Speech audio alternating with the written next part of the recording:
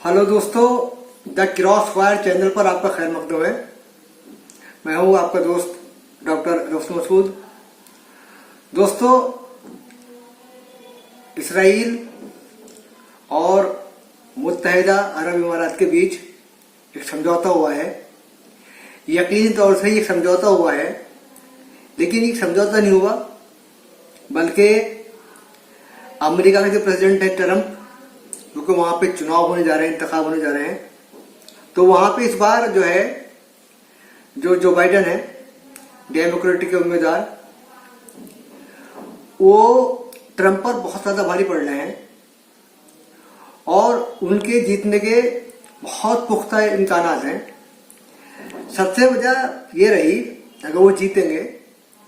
तो ट्रंप जो है, जिनकी पॉलिसियां रही हैं, वो न सिर्फ अमेरिका बल्कि पूरे दूसरे ममालिक के लिए भी बड़ी नुकसानदेह। उन्होंने एक हिटलरशाही और एक अमेरिका का प्रेसिडेंट होने के बाद भी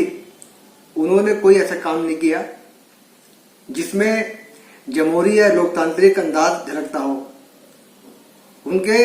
लहजे में और उनके कामों में एक डिक्टेटरशिप और एक हिटलरशाही चमकती थी। आज जो मुत्तहिदा अरब इमारात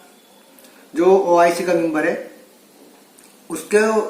साथ जो है इसराइल का समझौता कराया, तो उसके लिए खासी तौर से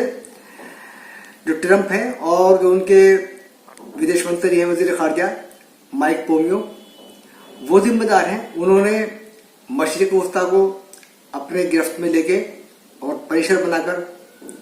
मुत्तहिदा अरब इमारात का और इसराइल का समझौता कराया। इसराइल एक गाजिब मुल्क है जिसने क़िबला अव्वल को अपना कब्जा किया और उसके बाद में 67 की जंग में गोलान की पहाड़ियों पे और गरब उर्दन में अपना कब्जा किया,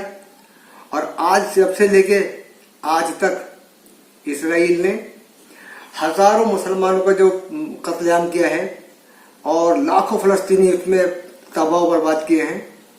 आज तक उसकी किसी ईसाई मुल्क ने मजम्मत नहीं की। यहाँ पे एक चीज बड़ी नोट करने वाली है कि आलम इस्लाम को और मुसलमानों को दहशतगर्द और आतंकवादी कहा जाता है। मेरा ऐसा कहने वाले उसके जो है वो सवाल है, और खास तौर से उस मीडिया से जो सहनियत के अपना पैसा लेकर उनका एजेंडा चलाती है और झूठे झूठे इशूज पर झूठे झूठे प्रोपेगेंडा चलाते हैं और मुसलमानों को बदनाम करने के लिए जो है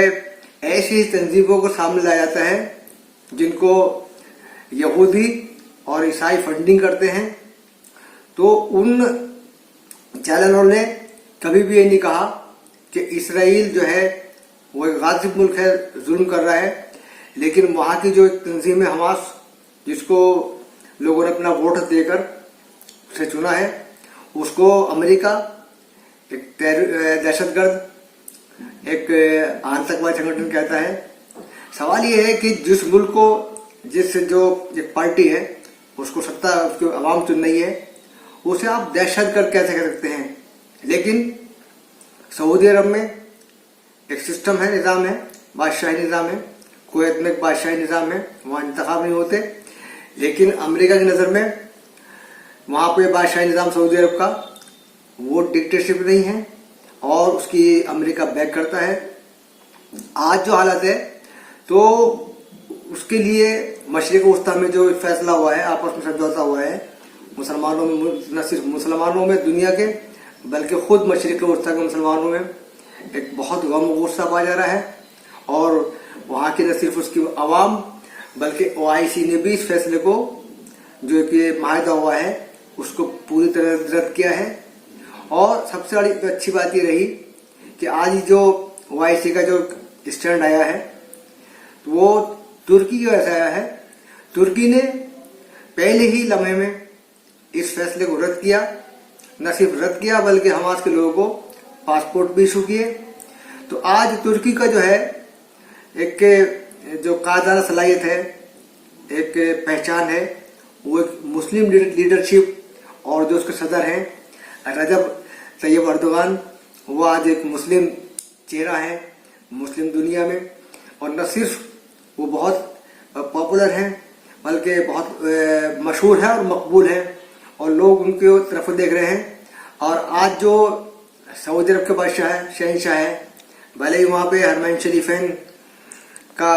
है मुकामात हैं, लोग सऊदी अरब के जो बादशाह हैं उनको इस लिहाज से, चूँकि वहाँ पे हरमैन शरीफैन है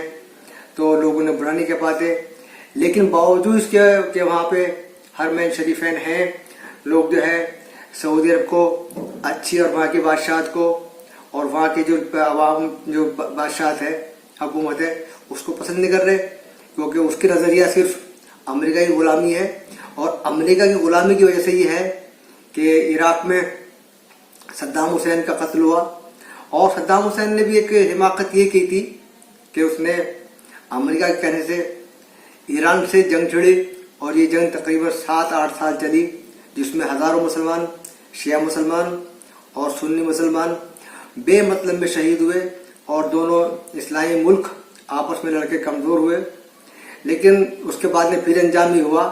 कि ईरान ने अपने को मजबूत किया, मगर जो लीबिया के जो इराक के बादशाह थे, जो इराक के सदर थे सद्दाम हुसैन, उन्होंने तवज्जो नहीं की, और फिर अंजाम ये हुआ कि उनको अमेरिका ने बहुत बुरी तरह से उनकी हुकूमत को जो है तख्ता पलट किया, और फिर आखिर में उनको ऐसी मौत दी जो बिल्कुल बैन अक़वामी उसूलों के खिलाफ थी। उसके बाद में फिर अमेरिका ने जो है वो लीबिया को तख्ता किया, और वहाँ के जो सदर थे जो बहुत मकबूल थे दुनिया में, कर्नल कज़ाफ़ी, लोग उन्हें शेर कहते थे, उनको भी वहाँ की अवाम से मरवाया। तो ये दहशतगर्दी मुसलमान मुल्कों में ईसाई मुल्क और इसराइल मुल्क खुलकर खेल रहे हैं, लेकिन ना तो अक़वाम मुत्तहिदा और ना ही जो ह्यूमन राइट्स फोरम्स है या ऑर्गेनाइजेशन है, उनकी निगाह कभी इस बात में जाती, और वो मुसलमानों को, बावजूद उसके मुसलमानों को दहशतगर्द, इस्लामी मुल्कों को दहशतगर्द तंजीम जो है ममालिक और इस्लामी मुल्कों में काम करने वाली ऑर्गेनाइजेशन को दहशतगर्द तंजीम, और न सिर्फ उनको जब चाहे जब वो ये जो है ऐलान कर देते हैं कि फला तंजीम जो है दहशतगर्द है, उस पर पाबंदी लगाई जाती है। आजकल अमेरिका ईरान के पीछे जो है वो पाबंदी लगाना चाह रहा है, लेकिन ईरान किसी तरह से झुकने को तैयार नहीं है, चूँकि ईरान और मलेशिया और तुर्की रजब तैयब अर्दगान के सरपरस्ती में उन्होंने एक महाज कायम कर लिया है, जो बहुत तेज़ी के साथ उभर रहा है और लोगों में काफ़ी मकबूल हो रहा है। और इसी तरीके से जो वजह इसकी हो रही है कि अमेरिका बैकफुट पर चला गया है, और आज ये हालत हो गई है अमेरिका में कि जो बाइडन जो है वो अभी 3 नवंबर को इंतखाब होने वाले हैं लोगों को, मगर मैं फिर बाद में लोगों के बाद एहसास होने लगा कि 3 नवंबर के बाद जो है वो अगले जो बाद में एक नए सदर जो होंगे वो अमेरिका के जो बाइडन होंगे, जो पूरी दुनिया के लिए एक शांति, एक अमन का पैगाम लेकर आएंगे, और जो दुनिया में ये आपस में कत्ल आम हो रहा है हर जगह हर मुल्कों में, वो ख़त्म होगा। न सिर्फ ख़ास तौर से जो बैतुल मुक़द्दस के साथ अमेरिका और इसराइल कर रहा है और जो फ़लस्तीन के साथ कर रहा है वो ख़त्म होगा।